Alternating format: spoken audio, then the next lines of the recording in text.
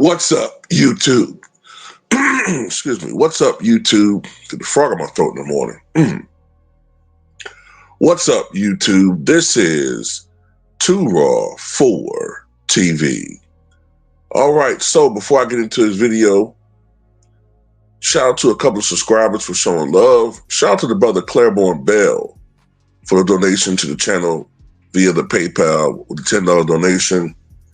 And I saw your note and I agree with everything you were talking about in that note. And yeah, YouTube definitely hides my channel, man. They suppress my channel. I've even had a couple of subscribers tell me that YouTube has unsubscribed unsubscribed them from my channel. I've heard that constantly.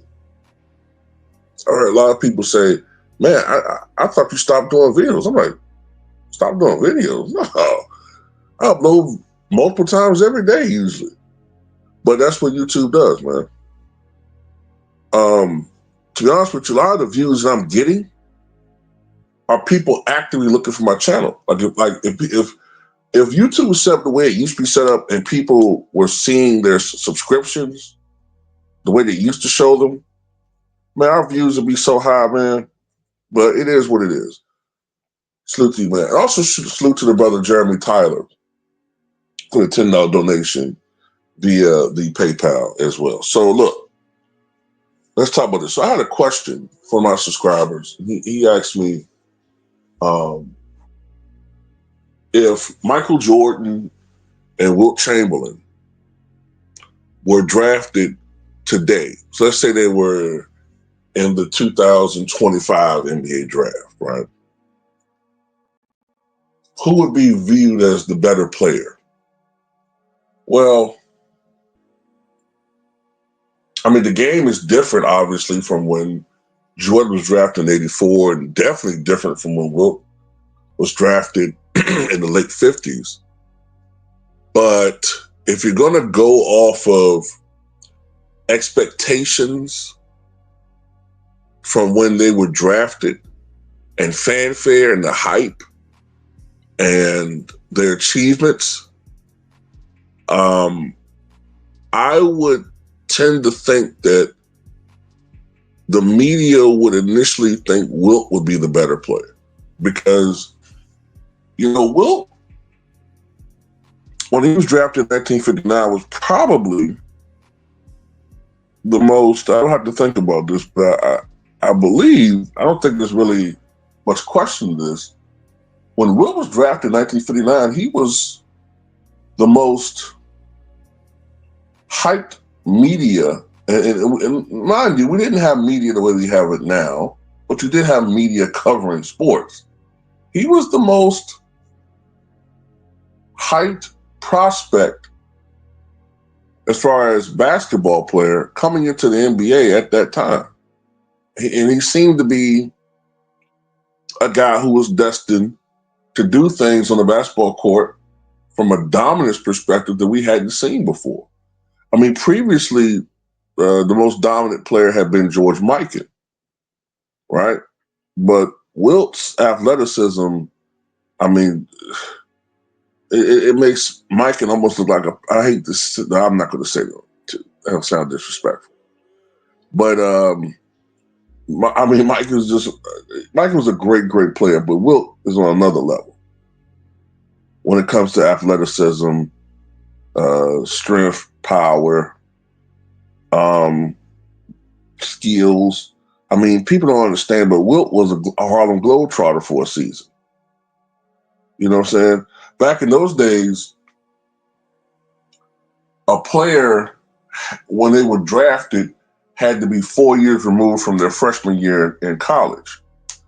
That's why Wilt played a year with the Harlem Globetrotters, because he tried to go to the NBA in 1958, but he wasn't eligible. So he had to wait a year.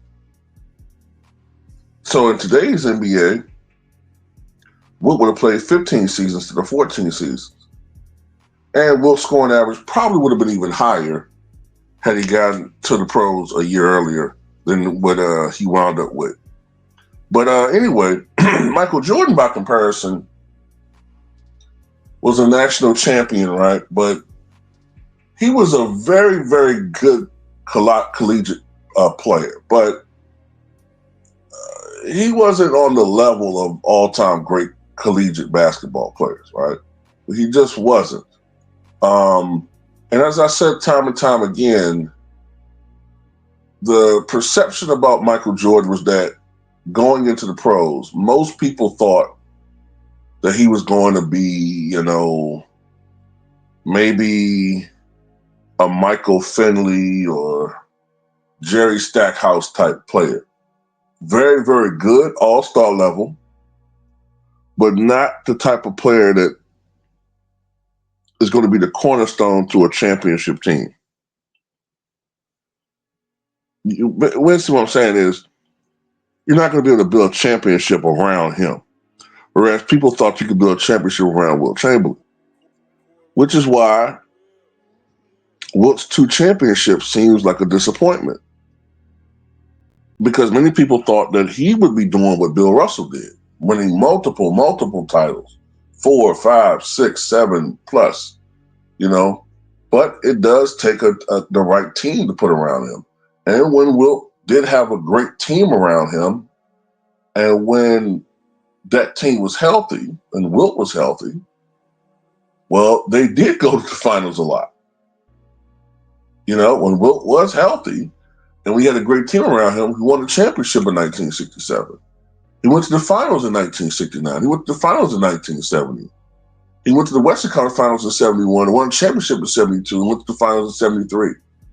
Most of those years, he was in the tail end of his prime or in the downside of his career. But yeah, I would say if those two were heading to the 2025 NBA draft and starting off right now, the beginnings of their careers, I would just say going into their first season, Wilt would have been perceived as the better player and the more dominant player with the better upside. But of course, Michael Jordan is probably one of the greatest overachievers, if not the greatest overachiever in NBA history, considering where people thought he was going to be and what he wound up becoming. Wilt Chamberlain was a great player. But I won't say he's an underachiever because statistically he's the most dominant player we've ever seen. But he didn't win as much as people wanted him to or thought he should. But anyway, that's just my take on that one. Tell me what you guys think.